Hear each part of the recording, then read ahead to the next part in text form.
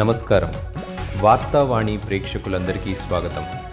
తూర్పుగోదావరి జిల్లా తుని సమీపంలోని ప్రకృతి రమణీయమైన తల్లుపుల్లమ్మ లోవలో ఆషాఢ జాతర వైభవంగా కొనసాగుతోంది. ఆషాఢ మాసంలోని 4 ఆదివారాలు విశేషమైనవిగా భావించే భక్తులు వేలాదిగా తరలివచ్చి అమ్మవారిని దర్శించుకుంటున్నారు. ఆగస్టు 2వ తారీఖు 3వ ఆదివారం సందర్భంగా అమ్మవారు శాకాంబరి అవతారంలో భక్తులకు దర్శనమిచ్చారు.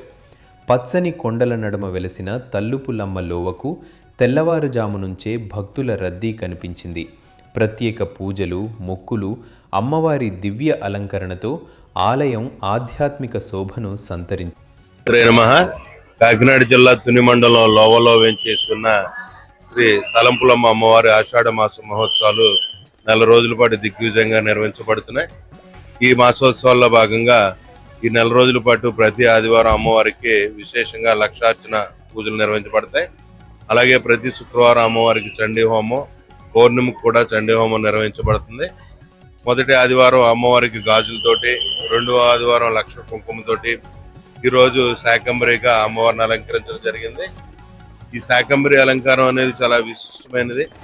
అమ్మవారు గతంలో పురాణం ప్రకారం సుమారు 100 సంవత్సరాల పాటు వర్షాలు లేకుండా దుర్గముడు అనే రాక్షసుడు బంధించి వర్షాలు లేకుండా చేస్తే, తద్వారా ఈ జనులు మునులు అందరూ కూడా అమ్మవారిని ప్రార్థిస్తే అమ్మవారు 100 నేత్రాలతో ప్రత్యక్షమై నీలి రంగులో ఉండి ఆ ప్రతి నేత్రం నుంచి రకరకాల కూరగాయలన్నీ కూడా జనులందరికీ కూడా అందించడం జరిగింది.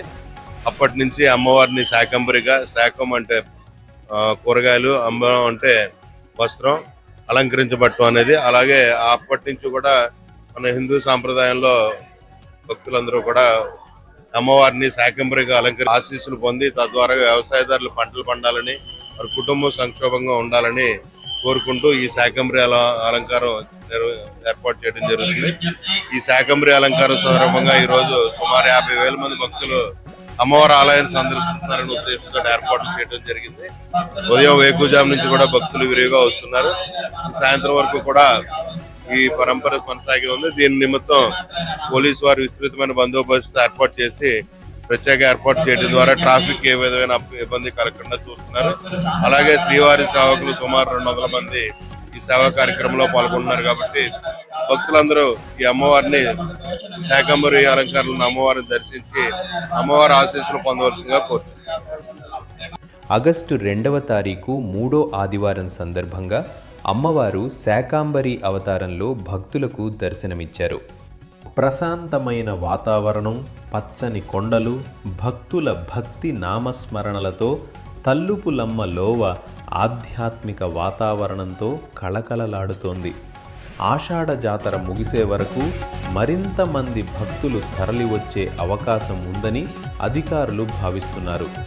శాకాంబరి అవతారంలో అమ్మవారి దివ్య దర్శనం, వేలాదిగా తరలివచ్చిన భక్తులు, వాహన పూజలు, మొక్కులు, వంటావార్పులతో తల్లుపుల్లమ్మ లోవ ఆధ్యాత్మిక శోభతో కళకళలాడుతోంది.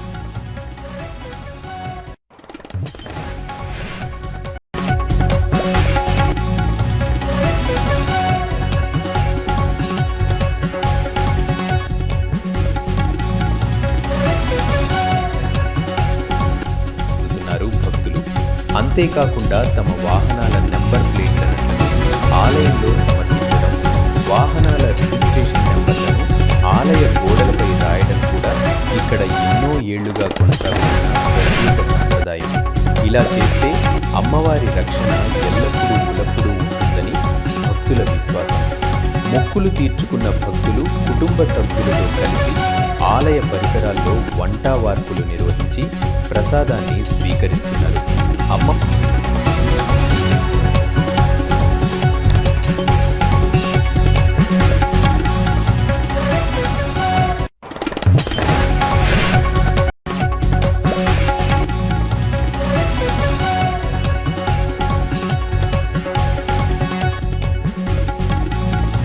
సంవత్సరాలు పట్టింది.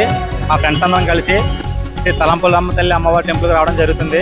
అమ్మవారు చాలా హెచ్చమైన అమ్మవారు, కోరుకున్న కోరికలు నెరవేర్చే అమ్మవారు. కావున భక్తజనులందరూ వచ్చి అమ్మవారిని దర్శించుకొని తమ కోరికలను నెరవేర్చుకోండి.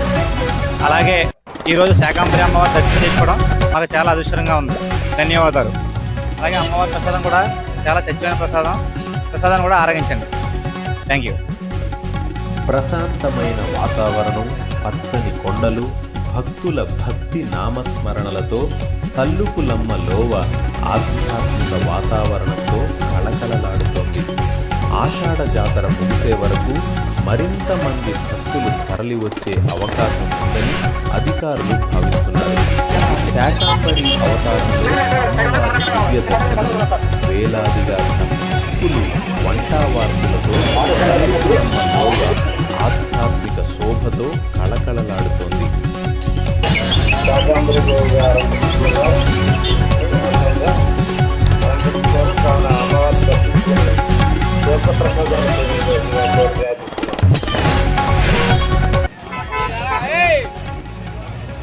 ఆశీస్సులు పొందుతున్నారు భక్తులు.